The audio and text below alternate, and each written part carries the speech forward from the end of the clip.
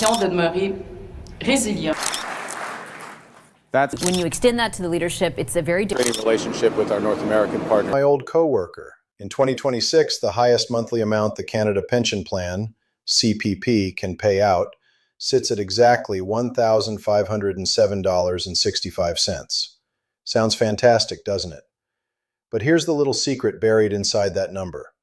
Only a tiny fraction of Canadian retirees actually receive it.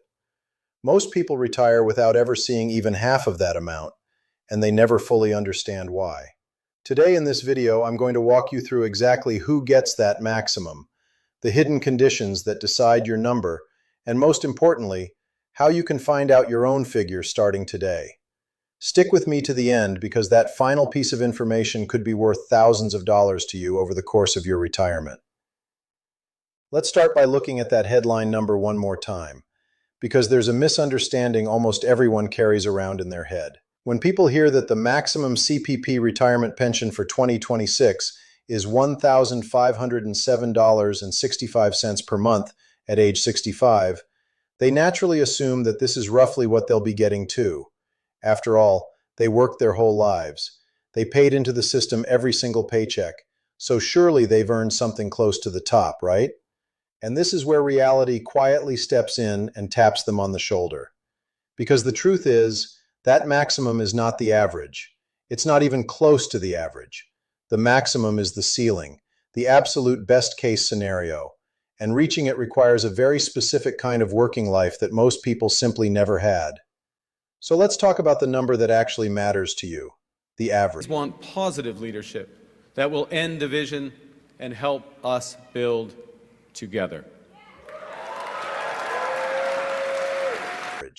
For someone newly starting their CPP retirement pension in January of 2026, the average monthly amount is $925.35. Sit with that for a moment. The maximum is over $1,500. The average is around $925.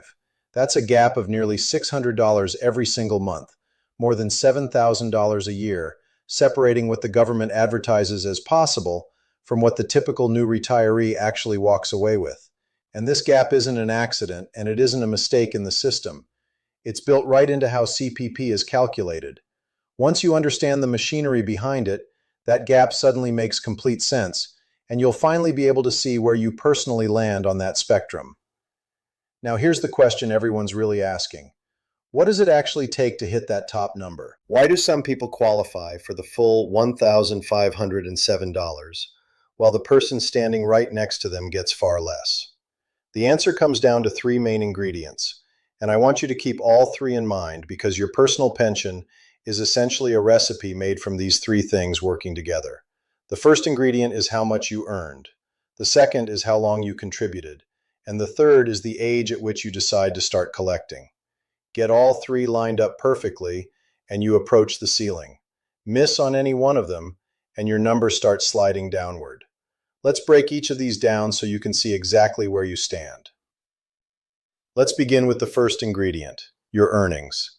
This is the one that trips up the most people, and it's the biggest reason so few Canadians ever reach the maximum. Every single year, the government sets what's called a maximum earnings threshold, a ceiling on the income that counts toward your CPP. To earn a full year of maximum contribution, you need to have earned at or above that threshold for the entire year. Now think about your own working life for a second. Did you earn above that ceiling every single year? For most people, the honest answer is no. Maybe you were a student for a few years. Maybe you took time off to raise children. Maybe you had years of part-time work or a stretch of unemployment, or a period where you were building a business and barely paying yourself. Maybe you simply worked in a job that never quite paid at that top level. Every one of those years, every year you earned below the threshold, pulls your final CPP number down, away from that maximum and closer toward the average. And this is precisely why the person who spent 35 years as a high-earning professional might be near the top, while someone with an equally hardworking but more modest and interrupted career lands significantly lower. It's not about how hard you worked. It's about how consistently your income sat above that specific line. That brings us to the second ingredient, the length of your contribution history. CPP looks at your entire working life, roughly from age 18 up to the point you start your pension. It essentially takes all of those years and averages out your contributions. Now, the system does have a bit of mercy built in. It automatically drops out a certain number of your lowest earning years, so a few bad years won't sink you entirely. There are also special provisions that can help protect the calculation during periods when you were raising young children. But here's the core truth. To get close to the maximum, you need not just high earnings, but high earnings sustained over a very long stretch, decades of consistently hitting that ceiling. A handful of strong years surrounded by weaker ones simply won't get you there. The math rewards the marathon runner, not the sprinter. This is why reaching the true maximum is genuinely rare. It requires an almost perfect record, nearly 40 years of earning at or above the threshold, with very few gaps. Most working lives, no matter how dedicated, have too many bumps and detours to produce that flawless a record. And now the third ingredient, which is the one you actually have the most control over today, the age at which you start collecting. This is where a lot of people accidentally leave money on the table or accidentally lock themselves into a smaller check for life. Here's how it works. The standard age to begin your CPP is 65, but you're allowed to start as early as 60 or as late as 70. And your choice here dramatically reshapes your monthly amount. If you decide to start early, before 65, your pension gets permanently reduced for every month you take it ahead of schedule. Start at 60 instead of 65, and you could be looking at a check that's substantially smaller for the rest of your life. On the flip side, if you delay past 65, your pension actually grows for every month you wait, all the way up to age 70. Wait until 70, and your monthly amount can be significantly larger than it would have been at 65. So that headline maximum of $1,507, that figure is measured at age 65. Someone who qualified for the max and then chose to delay to 70 could actually be receiving even more than that ceiling number. And someone who took it early at 60 would see their personal maximum shrink well below it. Your timing is a lever, and it's a lever that's still in your hands right now. So let's put all three ingredients back together, because this is where it all clicks. Picture two different people retiring in the same year. The first person spent nearly 40 years earning above the maximum threshold, contributed consistently with almost no gaps, and chose to wait until 65 or even later to start. This person is going to be sitting right up near that $1,500 ceiling. Now picture the second person. They had a solid career, but with a few years of part-time work, a stretch raising kids, maybe a couple of lean years early on, and they decided to start collecting at 60 to cover some bills. Same country, same system, same hard work, and yet their monthly checks could be hundreds of dollars apart. Neither of them did anything wrong. They simply lived different working lives, and CPP quietly translated those differences into two very different numbers. Once you see it this way, that big gap between the maximum and the average stops being a mystery and starts being a map that shows you exactly which levers matter. Now, I know what a lot of you are thinking right now. This is all interesting, but what's my number? Where do I actually land on this spectrum? And this is the single most important thing I want you to take away from this entire video. You do not have to guess.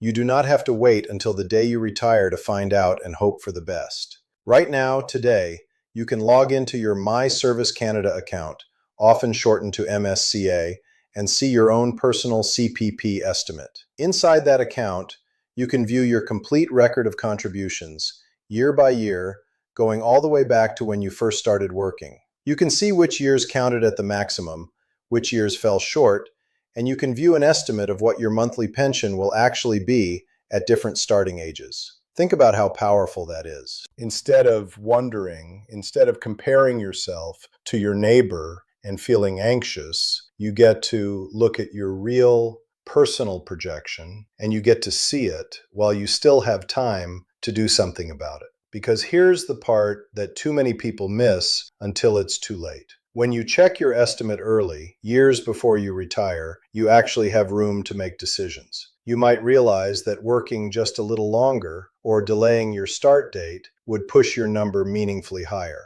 You might spot a gap in your contribution record and have the chance to understand it. You might discover you're closer to the top than you feared or further than you hoped. And either way, knowing gives you power. The people who reach retirement and feel blindsided by a small check are almost always the ones who never looked until the very end. Don't let that be you. The information is sitting there waiting for you, and it costs nothing to look.